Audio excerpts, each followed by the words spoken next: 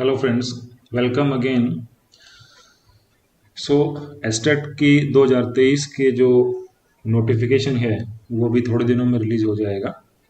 और न्यूज़ के अकॉर्डिंग ये बताया जा रहा है कि एस्टेट का जो एग्ज़ाम है आपका वो दिसंबर फर्स्ट वीक 2023 के अंदर आपका होना पॉसिबल है।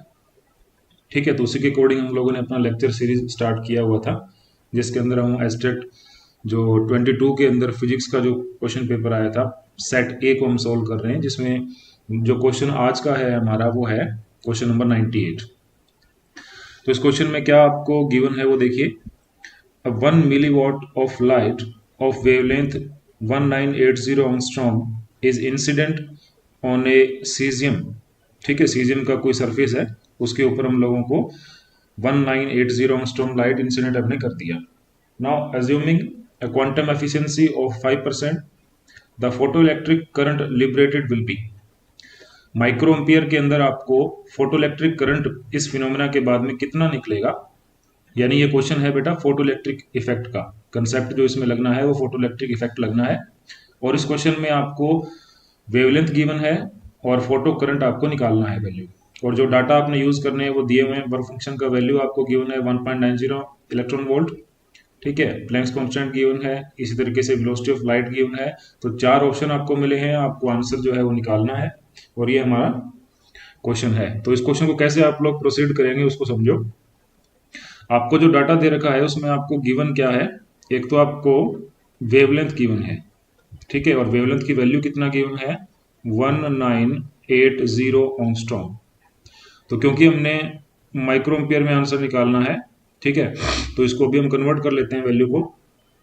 This value will be 1980 into 10⁻⁻10 metre के अंदर ये कन्वर्ट हो जाएगा।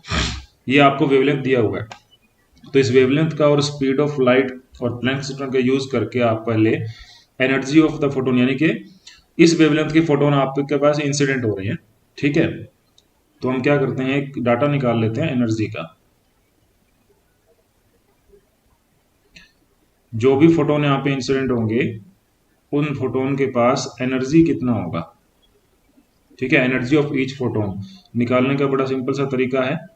एच न्यू लिखते हैं, तो इसकी जगह पे आप एच सी बाई लैम्डा लिख लेंगे। और ये जो भी डाटा आपको गिवन है उस डाटा का वैल्यू यहाँ पुट करेंगे। तो एच का वैल्यू आपको दिया हुआ है 6.6 इंटू 10⁻⁻34 जूल सेकेंड। इसको मल्टीप्लाई करना है स्पीड ऑफ लाइट से, तो वो आपको पता होता है, वैसे दिया भी हुआ है 10⁸ मीटर पर सेकेंड। और इस डाटा को आप डिवाइड करेंगे, लैम्डा की वैल्यू जो आपको दे रखी है 1980 इंटू 10⁻⁻10 मीटर से।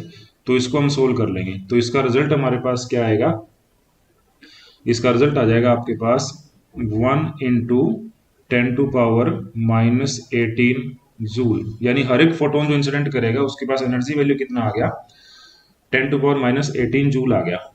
ठीक है, तो हम पहले ये चेक करते हैं कि कितने नंबर ऑफ फोटोन हमारे इस जो गिवन डाटा है, यानी आपको 1 मिलीवॉट पावर की लाइट आपके पास इंसिडेंट की गई है। ठीक है, तो यहां से हम निकालेंगे नंबर ऑफ फोटोन जो है वो कितने हो सकते हैं 1 मिलीवॉट पावर सोर्स के अंदर। तो उसके लिए इक्वेशन आप क्या बना सकते हैं, that is number of photons. ठीक है, number of photon in this given 1 milliwatt source of caesium. ठीक है, इस सोर्स के अंदर कितने नंबर ऑफ फोटोन आपके पास में हो सकते हैं। ठीक है, पर सेकंड निकाल लेते हैं। पर सेकंड निकालेंगे तो थोड़ा क्वेश्चन हमारे लिए करना आसान हो जाएगा। तो 1 सेकंड में कितने नंबर ऑफ फोटोन हमारे पास इतनी पावर से जनरेट हो सकते हैं।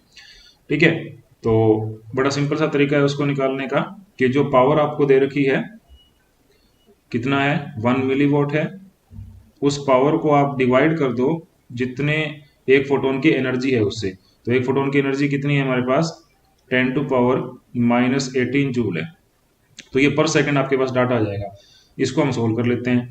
तो 1 मिलीवॉट को कन्वर्ट किया तो हो गया 10⁻³ वॉट के अंदर, और वॉट को कन्वर्ट करेंगे तो ये बन जाएगा जूल पर सेकंड में। Divide by 10⁻⁻18 joule. इसको बेटा सोल्व करेंगे तो इसका रिजल्ट आपके पास आएगा 10⁻15, यानी 10⁻15 नंबर ऑफ फोटोन पर सेकंड आपके पास ये सोर्स जो है सीजियम का ये इमिट करेगा।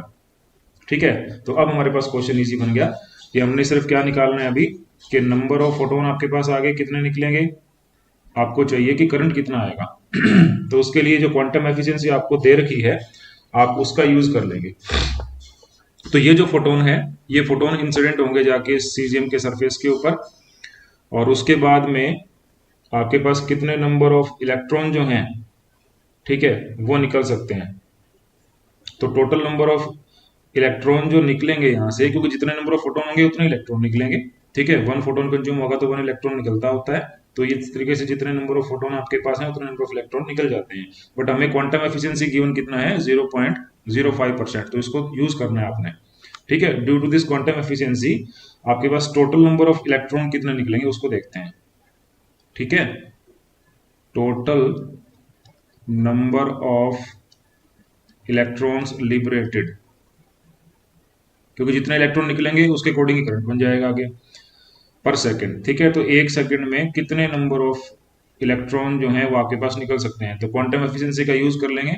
तो उसके अकॉर्डिंग, क्योंकि 10⁻15 जो हैं वो एक सेकंड में निकल सकते थे, but due to this quantum efficiency जो कि गिवन कितना है 0.5% ओनली, तो 0.5% के हिसाब से हम लोग देख लेते हैं कितना निकल पाएंगे। तो इसको बेटा सोल्व करोगे तो आंसर ये कितना आएगा आपके पास, दिस विल बी 5 × 10⁻12 इतने नंबर ऑफ इलेक्ट्रॉन आपके पास में निकल सकते हैं। अब इलेक्ट्रॉन आपके पास निकल गए और आंसर किस चीज का चाहिए आपको, फोटोइलेक्ट्रिक करंट का। तो फोटोइलेक्ट्रिक करंट का जो आंसर चाहिए उसके लिए सिंपल सा है कि जितने नंबर ऑफ इलेक्ट्रॉन निकले उसको एक वैल्यू से आप मल्टीप्लाई करते हैं चार्ज की।